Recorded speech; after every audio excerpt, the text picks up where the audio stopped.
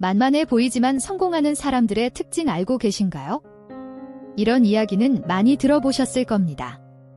잘 주는 사람이 부자가 된다. 누구에게나 주는 사람이 부자가 된다는 말이 있습니다.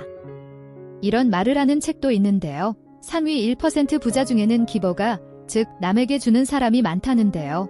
눈에는 눈, 이에는 이 라고 하는 사람이 있고 받으려고만 하는 사람, 주려고만 하는 사람으로 나뉜다고 합니다.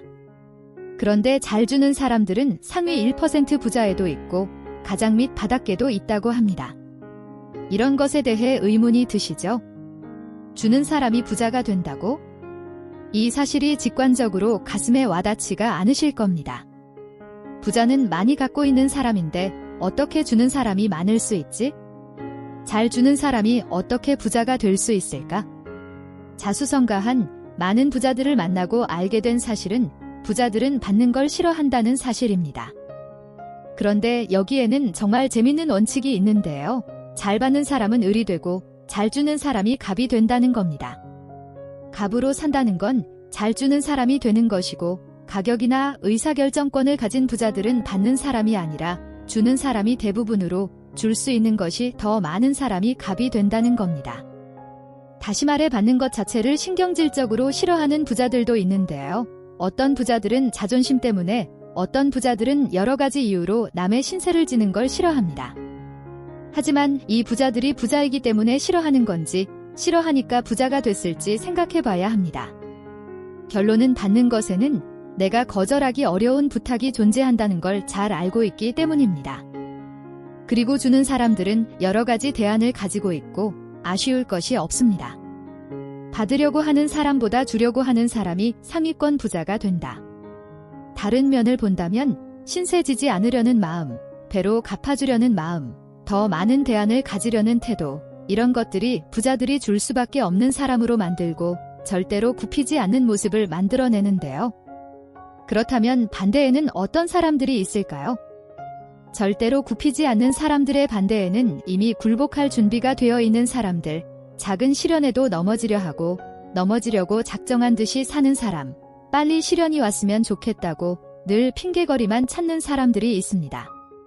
하지만 이런 사람들이 사실 나쁜 사람이 아닙니다.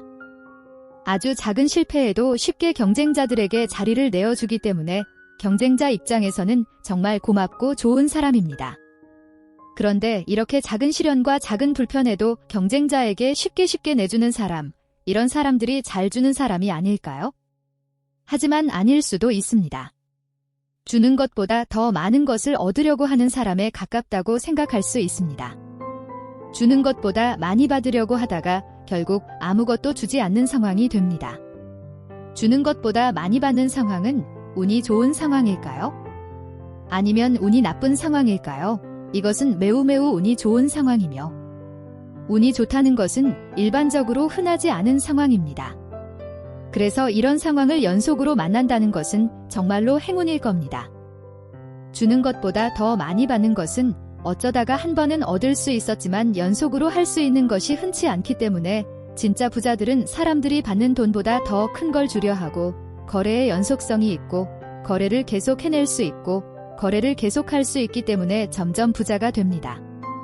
일회성에 혹하는 것이나 횡재에 크게 관심이 없는 것처럼 보이는데요. 내가 받는 돈보다 적게 주면 그게 망하는 길이라는 걸 부자들은 알고 있다는 사실입니다. 어떤 부자들은 받는 것보다 더 많이 주라는 얘기를 많이 합니다. 아까 했던 질문처럼 더 많이 주려는 마음이 있기 때문에 부자가 된 건지 부자가 됐기 때문에 그런 건지가 헷갈릴 수 있습니다. 그렇다면 처음에 줄 것이 없는 경우에는 어떻게 해야 될까요? 부자 아빠 가난한 아빠 책에는 처음은 회사 생활부터 시작을 하라고 나와 있습니다. 로버트 기요사키도 처음에는 회사 생활부터 시작했고 이것이 내가 줄 수 있는 나의 노동력이며 이 노동력의 가치를 끌어올리는 게 처음에 내가 줄 것을 더 많이 만드는 것입니다. 세상에 성공하는 사람은 괜찮은 기회를 여러 번 잡는 사람이 아닌가요? 그럭저럭 괜찮은 기회는 여러 번 만날 수 있는 가능성이 매우 높고 이런 기회를 10번만 잡는다면 몇 번 실패하더라도 전보다 큰 성장을 하게 되니 이런 기회들을 노동력 또는 시간과 바꾸는 겁니다. 아무것도 안 주고 그냥 얻는 게 아니라 내가 줄 수 있는 것에 비해서 좋은 기회를 잡을 확률이 높아집니다. 하지만 천천히 생각해보면 우리는 그냥 그런 기회들을 남에게 양보하는 잘 주는 사람인 것 같지만 마음속으로는 엄청난 기회를 노리고 있는 받기만 하는 사람인지 아니면 주는 것보다 더 많이 받는 걸 원하는 사람은 아닌지 생각해보면 좋겠습니다.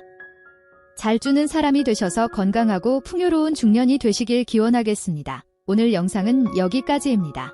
다음에 더 좋은 영상으로 찾아뵙겠습니다. 감사합니다. 행복한 하루 되세요.